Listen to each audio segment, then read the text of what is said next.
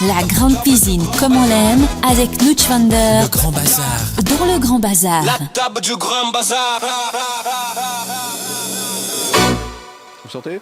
Ça sent la gastronomie, ça sent l'arrivée de Knut Vander qui nous a rejoint. Bonjour Knut. J'espère que je sens pas trop fort. Ça sent le vin chaud. Je vous rassure, ça sent pas le vin chaud. Si, ça sent le vin chaud. Ça, c'est pas moi.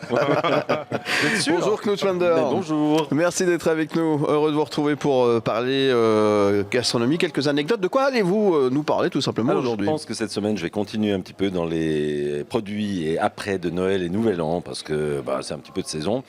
Alors, je vais commencer par deux questions. Question 1, qu'allez-vous manger pour les fêtes ? Est-ce qu'il y a un menu que l'un ou l'autre d'entre vous a envie de David.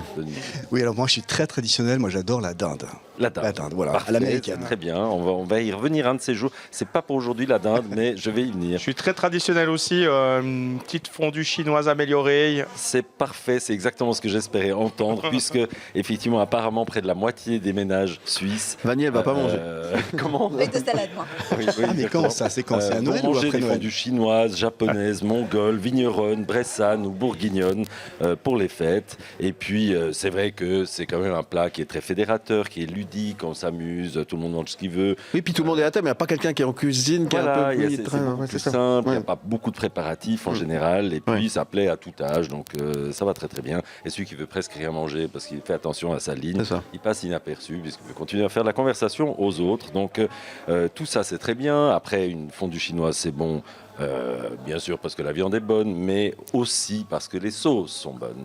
Donc, c'est ça. Alors voilà, et j'arrive aux sauces. Donc en général sur la table de fête, il y a la sauce Aurore, la sauce cocktail, la rose que tout le monde se dispute. Il y a celle aux herbes, ça c'est plutôt les dames qui aiment. Et celle à l'ail.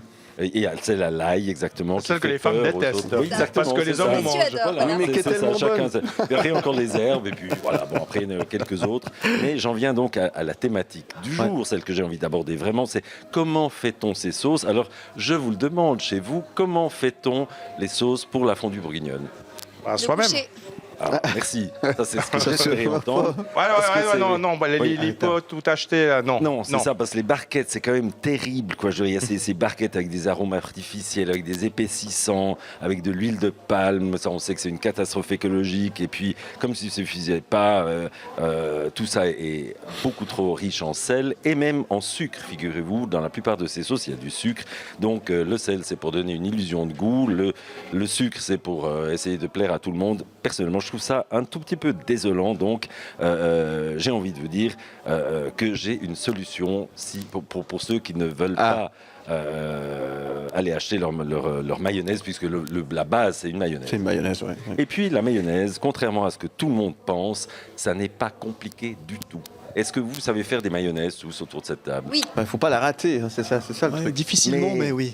Mais justement, c'est ce que tout le monde dit. Ah, mais la mayonnaise, c'est la galère. Il faut aller goutte à goutte, tourner pendant une demi-heure. Puis après, à la fin, c'est du liquide et ça tranche. Eh ben, pas du tout. Figurez-vous que non. Parce que, en fait, je tiens d'une bonne source, parce que c'est le pape de la gastronomie moléculaire, Hervé Tiss, en personne, qui m'a montré, pas à moi tout seul, c'est pendant un cours, comment on fait une mayonnaise. Eh bien, pendant ce cours passionnant, j'ai appris que la mayonnaise, vous prenez un œuf entier. Pas besoin de séparer le jaune du blanc parce que là, ça commence déjà à être difficile pour certains. Donc, l'œuf entier, un peu de vinaigre, un peu de moutarde, et ensuite vous mettez 2 décilitres d'huile, du sel, du poivre, et vous prenez un mixeur plongeur. C'est ça le secret, le mixeur plongeur.